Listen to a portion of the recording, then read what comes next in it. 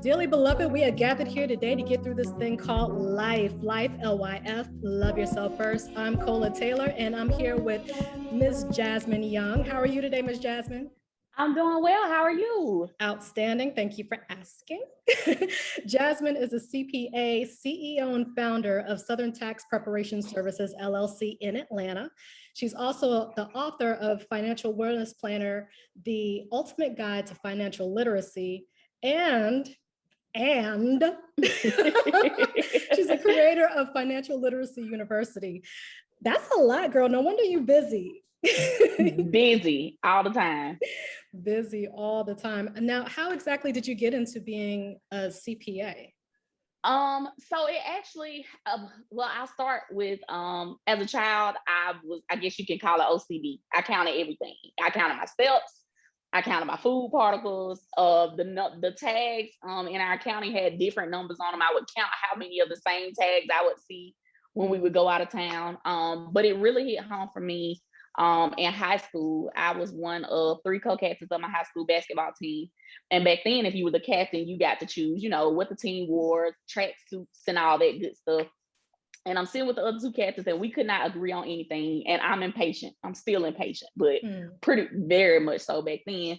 So I gave the catalog to one of the other captains, and I was like, whatever y'all choose, just let me know, and I'll pay my money. And they were like, well, everybody's not filled with a silver spoon like you. And it upset me. I was upset. Yeah. Because I'm like, I didn't think I came from a privileged family or anything like that. My mom is one of 8. My dad is the baby boy of 17. So they came from poverty. Yeah. That's a lot of churn. It's a lot of bless my grandmama's soul. She was working, if you know what I mean. Right. But yeah, so my parents, they just worked hard to give me and my brother what we didn't have growing up. And then two, what they didn't know about finances, they educated themselves. I vividly remember when they got ready to purchase a home that they still live in today. They went to Miss Cynthia Pace. She was a banker at the local bank in town. They had a personal relationship with her. So whenever they needed to, purchase assets, they would always go to her. And then my mom had an older sister who was had done very well for herself. She paid off her home in 10 years. Most people take 30. She did it in She did it in 10. So when my parents got ready to purchase their home, I remember them going to her and asking questions about, what to expect as it relates to home ownership. What should they be, expecting, what their credit score should look like, how can they prepare? So what they didn't know, they reached out, they went to resources and built relationships to get their information. And then they held each other accountable for the finances in the home. And they held me and my brother accountable as well. We didn't like it. We were kids. I'm like, why can't we have more money? And my dad was like, no, you get $20 a week, whatever you do with it. Once it's gone, it's gone. And I to this day, my dad will put money on the counter and write on an envelope what the money is for. And my mama will take it and go and pay the bills. So we saw them, sticking to a budget and staying on task with their finances. So it was just the basics that they were giving me and my brother. But I realized that the comment that my team member made was because even though I was receiving the basic foundation of what it means to be financially literate and responsible, they weren't getting it. So it looked as if I was privileged because I was getting something that they weren't getting. Exactly. So I decided that I wanted to be a CPA and be the resource to my peers and their families that they needed that we didn't have. To this day, there is no CPA firm in our entire county. Really? So I wanted to be that. We had a law firm. Everybody knew about the local law firm, but you never heard of a CPA firm or a CPA in our county helping people, at least not Black people, with their finances. So that's how I promised myself that I would become a CPA and be the resource that my family, my community needed. And that's what I did. Well, you did that. Black girl magic, Thank you. Just a little bit, sprinkle a little bit. Just sprinkle it on there, yes. So you mentioned being into this since you were young. Now, I have a niece, she's 7 years old. And since she was probably about 2, she has a fascination with money.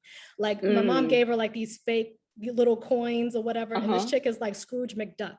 Like she's in her room, like she has a room at my mother's house. And she has her little sack of treasure that she keeps in the house, not her house, my mother's house. So anytime she comes to the house, the first place she goes is to go and find her She money. checking her bag. Yes, Yes, ma'am. yes. And she's looking to make sure everything is in there. And she knows when just one little something is off. Yes, yes, ma'am. every single time. So being that as it may, with your upbringing, I know you mentioned your dad saying, I'm giving you $20 and that's all you have until the next time I give you $20. Is there anything else that he's instilled in you, or any other exercises that he's done with you? Yes. One thing I can vividly remember him telling me as a child was, your name is everything. Mm-hmm. Protect your name. And back then I was like, I'm trying to get married. I'm trying to get rid of my name. I don't even know what you're talking about. Not knowing that he was saying whatever is attached to your name affects you. Mm-hmm. And back then as a child, I didn't know what that meant. But as I got older, I realized that he was talking about credit. Be careful what you put in your name, because what you put in your name follows you. Whether you pay your bills on time or whether you don't, it will follow you. And it was a pivotal point. It's a pivotal principle in finances, because that's true. A lot of people have this taboo thought about, oh, you don't want to use credit. You know, it could be very bad. But I realized that people have that negative connotation because nobody ever taught them how to use credit properly. Mm-hmm. Credit can be used to gain access to other assets. And when I say assets, I'm talking about things that appreciate in value, such as homes. Those are things that you want to use your name to get in order to create you more wealth. A lot of people use credit for, credit cards and things that don't really generate any revenue. But he was saying, hey, you want to attach your name to things that grow, that appreciate in value. So be careful what is attached to your name. And that has stuck with me. Oh, that's great. Speaking of that, I did have a friend a few years ago, like he and I went to dinner, and he has a son. I don't remember how old the son was. I want to say like about 4 or 5, but he had like a credit card or a debit card or something in his son's name. And he was like, yeah, so, dinner's on you, this time. And I'm like, why do you have a credit card in his name? And he was like, to build his credit. So by the time Absolutely. He's actually like out of the house and everything, he has like an 800 credit score, because everything Absolutely. That I'm paying for, like I pay right away. And it's something I never even considered. Yes. So what he did was he made his son an authorized user on his credit card, which is a very good way to build your children's credit. What people don't realize is people are using their kids' names and their socials, but they're putting them on like phone bills and utilities and things like that. Right. And what happens is when you default on those services, it doesn't hurt you, it hurts your child. It is so much harder to clean up bad credit than it is to build good credit. So if you have shady, credit principles already, don't put your child's name on a credit card if you know you're going to max it out and you're not going to pay the bill. You're already putting your child a step behind by doing it. But if you have good morals and values as it relates to financial literacy, and you put your child as an authorized user on your card, and you use that card and you pay it off every month, meaning you don't have a revolving balance every month, you pay the bill on time, that can build your child's credit. So when they do turn 17, 18 years old or go off to college, they already have an upper hand because they have a good credit score.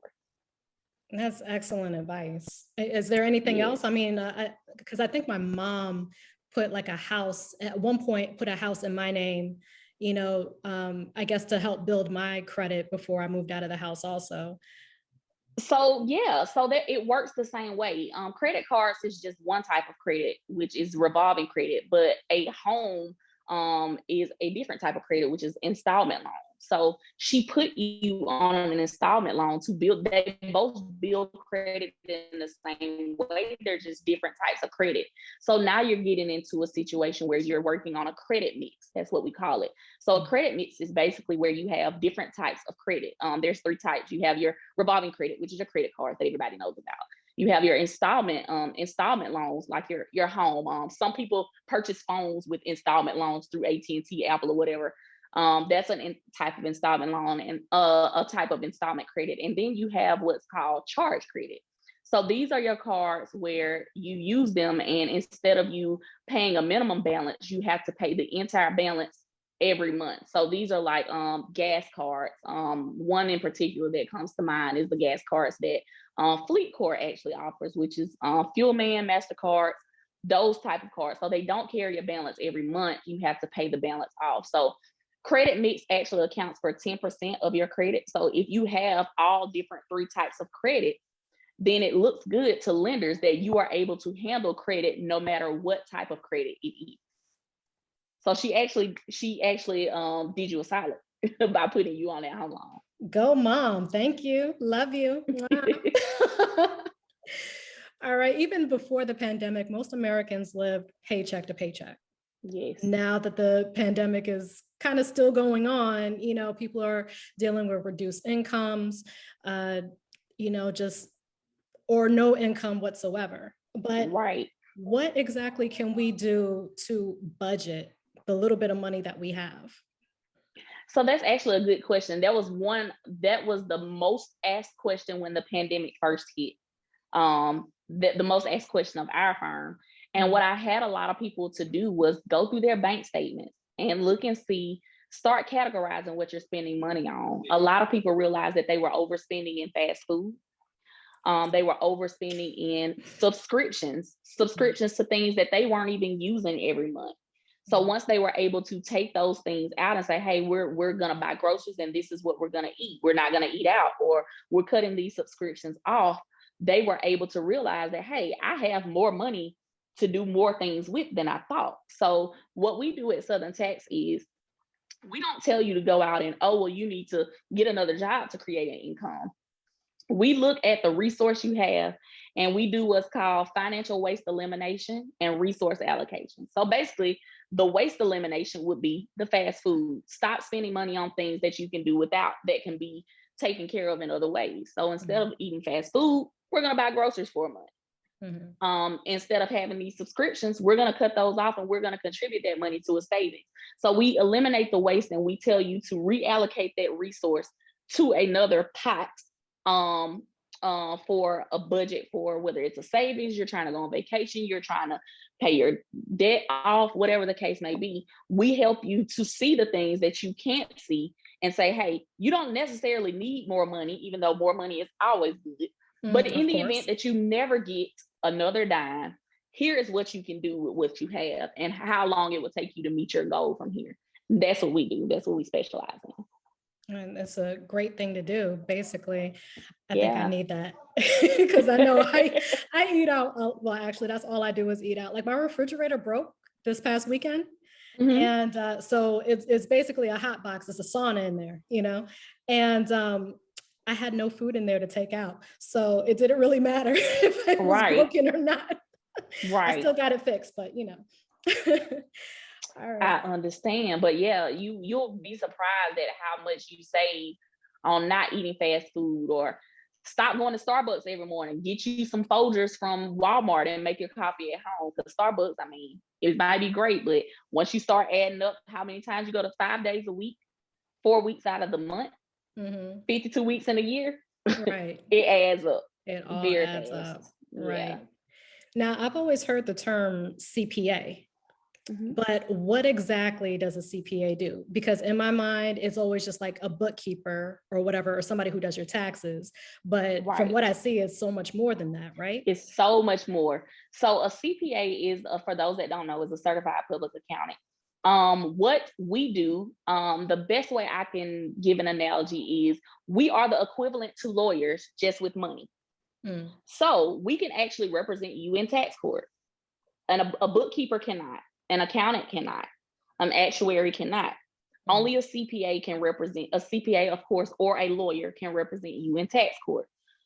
Yes, we do bookkeeping. Yes, we do taxes, but none of those other positions like the bookkeeper or regular accountant or budget analyst or whatever all the other professions are, they are not licensed to practice in front of U.S. courts or in front of the Securities Exchange Commission, which is the governing body that manages the stock market. None of those other people can do that aside from CPAs. So we actually have to have a license. We actually have to take a test that is equivalent to the bar, but of course it's for money. The bar is for lawyers. And you'll actually find that a lot of CPAs are also lawyers. So we call them tax attorneys. Okay. They have their Juris Doctorate and can practice law and can practice in front of the SEC and in front of the tax courts as well. So bookkeepers can't really give you any analysis on what you're spending your money on, how you should be pricing your items that you're selling for your business, your products or your services. They can't tell you what your key performance indicators are, what you should be watching. And I know that probably sounds like foreign language to other people, but it's true. Bookkeepers and regular accountants probably won't be able to do that for you, whereas CPAs, we do all of it. We can tell you how your business is performing. We can tell you where you're overspending, setting your budget for your business or your personal finances. We can tell you if your budget's overrun, where do you need to move your money? What account should you be focused on your financial statements? We can explain to you what the financial statements are. So what we do is so much more than keeping books and doing taxes. All right. Yeah. That is a lot. It is a lot. It is a lot. Like, yeah, I think a little bit of all of us can use some help in one of those aspects. Right. And another thing about it too is we have to take courses every year. The courses actually have to add up to 80 hours. We call them continuing education units. You have to have 80 hours of courses to stay abreast of all the new laws and regulations in order to practice. Whereas bookkeepers and accountants, they don't have a regulation. So if you have a bookkeeper or an accountant that isn't taking courses and isn't staying abreast of the new laws and regulations as it relates to you and your finances, you could possibly be getting obsolete advice from these bookkeepers and accountants because they're really not required to keep up with the new laws and regulations like CPAs are. And the reason for that is because we have to maintain our license, just like doctors, lawyers, and any other licensed professional has to do. Yeah, I was about to say, like, I used to work for a law firm, and they used to have to take the CLE accreditations all the time. I was in charge of that. Gotta keep those hours up. Yes, ma'am. Right. Tell me about the Financial Literacy University. So the Financial Literacy Institute, we actually created it as a response to COVID. We got a lot of calls from people saying, hey, I need to work on my finances. We're in a pandemic. I don't even know what to do. It's such an uncertain time. Like, I didn't realize how much I didn't know until I didn't know it. And I needed to know it. So we created a 100% online education platform where people can actually enroll as students and take courses on the different facets of financial literacy. This year in 2021, since COVID, even though COVID is still going on, we've been able to actually present some of these courses in person to different organizations around Atlanta, in Alabama, even to school districts.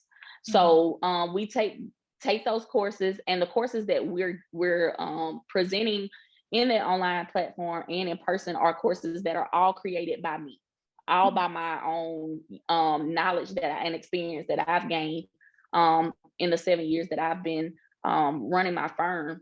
We actually create those courses and do those courses, put them online for people to take at their own pace.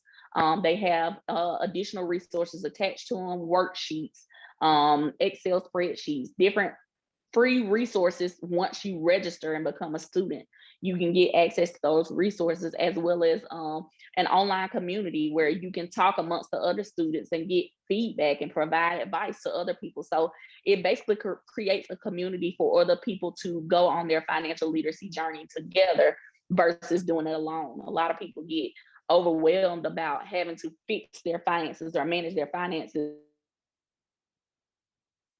to do. So it helps to be able to talk to other people who are going through the same thing and who can provide you some advice and some mechanisms that have worked for them going through these courses. See, what did I tell you? Black girl magic. Like, just a little bit. just a lot of it, girl. I mean, seriously, who's actually putting stuff out there? Not only putting it out there, but you're putting it out there for free so that people will have something tangible to hold on to. You know? Absolutely. Most of these places, they're charging you an arm and a leg for the services that you're providing. So that's great. Right. But I Yeah. firmly believe that, these type of things should be taught at an early age, Yes, ma'am. like teaching it now when you're like, 40, 50, 60, like it's a little harder to, I don't know, like teach an old dog new tricks, whereas, kids are Absolutely. sponges.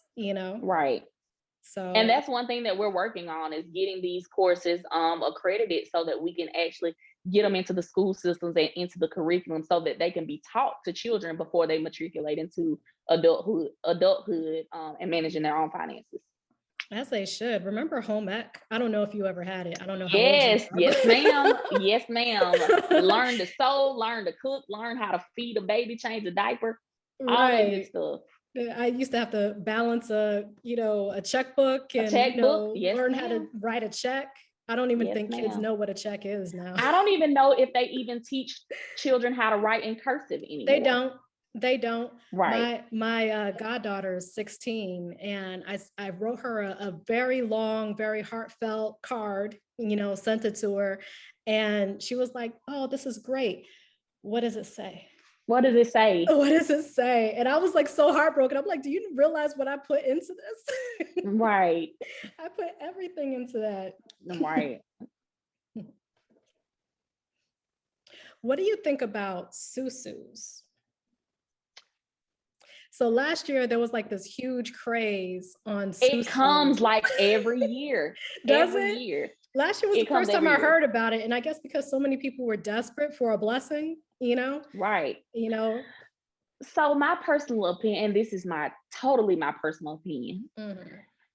in a community where everybody is willing to help the next person, it would work and the susus would continue. Mhm. But in today's society, you're always going to have that one person that once they get there, they're out. Mhm. So in that situation, once that person pulls out, the susu stops. But Right. what about the people behind that person that didn't get their blessing? Right. It creates a very big problem. So um susus would work in a community where there is interdependence, Mhm. meaning that everybody depends on one another to survive. Everybody supports one another. But of course, we live in an independent society where people get their sources from wherever. Everything is about self. Once I get mine, you get yours. Mhm. However you get it how you live. Right. But I think that a lot of people have been burned by the susu blessings. But in a community where interdependence is moral and value, I think it could work. But I don't think we're living in that time today where susus would work and everybody gets what they're in it for.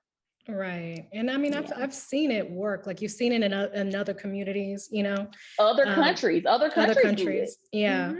So it's unfortunate that, It is. people aren't trustworthy like that. Right, right. You know. So there's a saying that, people should work smarter and not harder, right? Agreed. And I saw this, I was watching this interview a while ago, and I really wish I could remember who it was that was doing the interviewing, but he spoke a lot of gems. And one of them, it was talking about working smarter and not harder, how people basically praise people who are working 2 or 3 jobs, like overextending themselves and they're tired, but they're still making minimum money, Ways. Yeah. whereas there are other people who are letting their money work for them, or they're finding other avenues into not having to work as hard. Do you Hmm. have any advice for Yes. people in that aspect? So the people that are working smarter and the people that are letting their money work for them are getting what's called residual income, meaning Mhm. income that you are not working for. So the income is passive. The way that you get passive income is through activities like investing in the stock market. A lot of people are investing in cryptocurrency now, the foreign exchange market. Investing in real estate, buying homes, flipping them and renting them out. That's residual income, where you have the credit to get loans to purchase these homes and then turn around and rent the homes out and make the renters pay back the money for the loan and you get the residual. So let's say I purchase a home for $10,000. I rehab it, put it back on the market for a renter. And with a $10,000 mortgage, let's say my rent is $500 a month. The loan is $500 a month. Well, I go and get a renter and charge them $800 a month. Mhm. So when they pay rent every month, the $500 goes to the mortgage, but the $300 comes to me. Mhm. That's how you create passive income.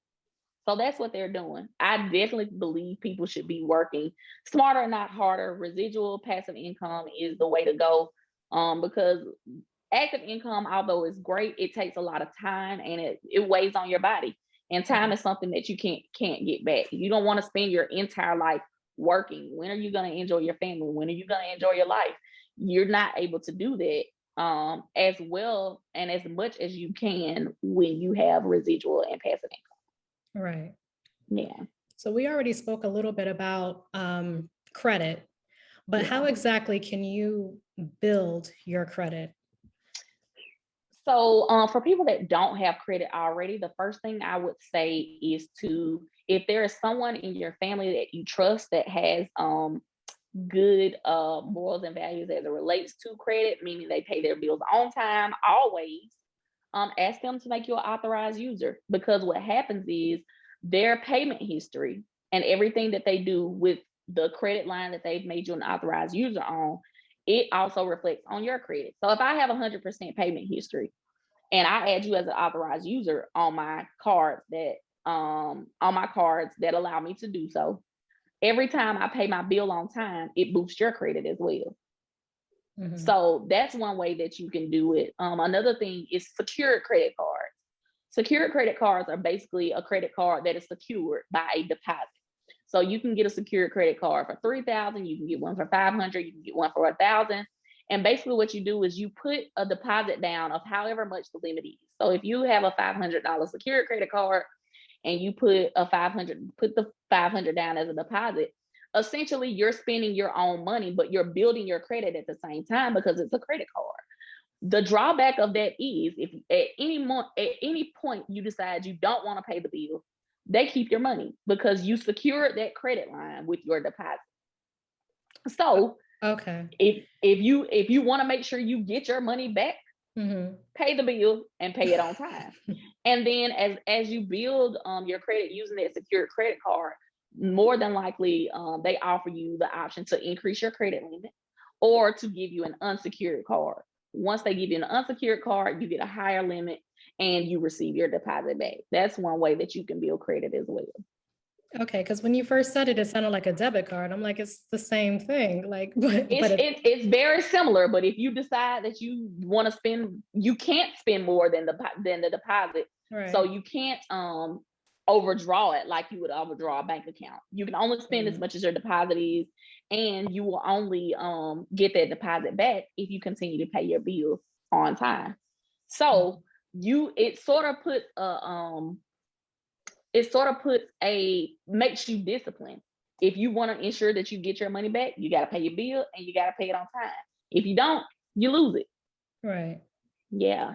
But back to the authorized user portion of it, like I know it can help you build your credit score, but if you're late on your bill, that means it affects their credit score also. Absolutely. So that's why you want to make sure you connect yourself with someone who is not going to miss a bill. Right.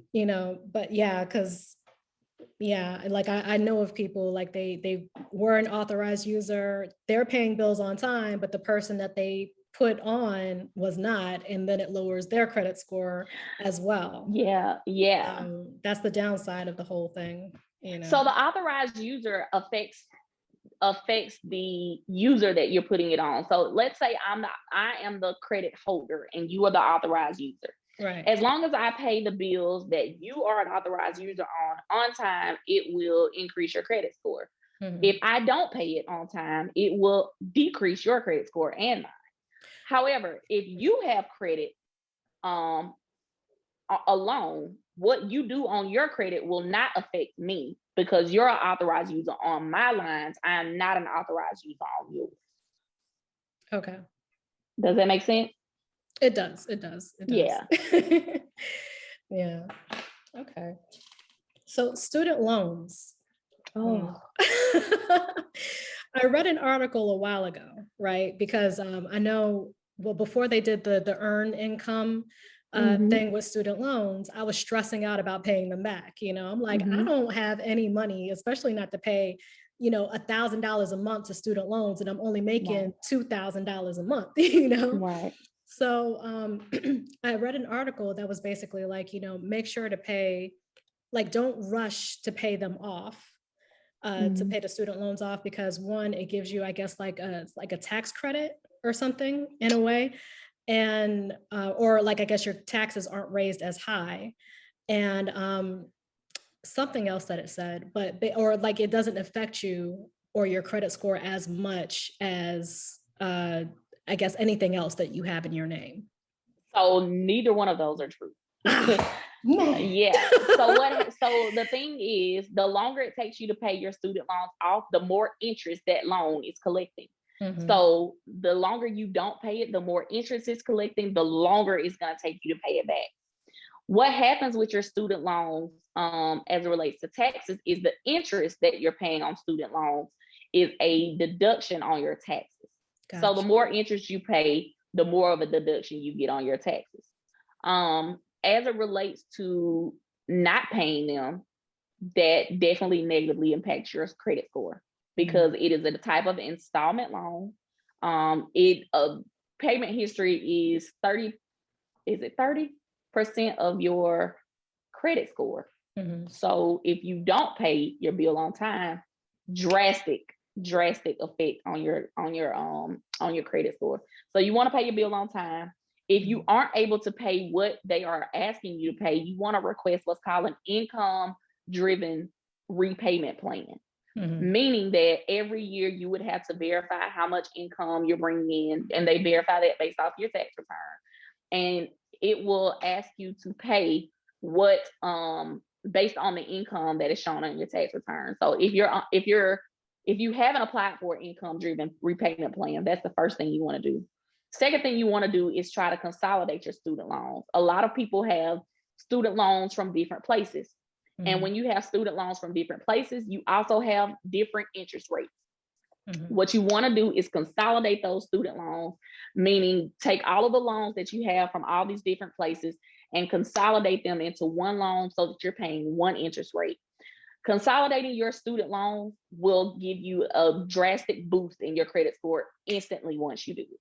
Mm. And then the next thing you need to do is pay your bill on time. Right. Yeah. Oh, okay. What about the CARES Act? Now, last year with the CARES Act, you're able to tap into your retirement, Yes. right? So, but that also causes it to be, I guess, money that you earned, as Right. as far as it looks on paper. So Right. if we're doing earned income, or from with the student loans, if you're doing earned Mm-hmm. income and you took out a significant amount of money for your retirement, and your, I guess, your, what it looks like your earned income was way more than what it normally is, is there any way to get around that with that? No, because No. they base your income driven repayment plan off of your taxes. But the good thing about the repayment plan when you do income driven is they verify your income every year. So the next year when your income goes back down because you didn't take out that amount from your retirement, then your loan repayment amount will be adjusted based off the income that's shown on your tax return. So they verify your income every year to adjust for those fluctuations in income. Mhm. Yeah.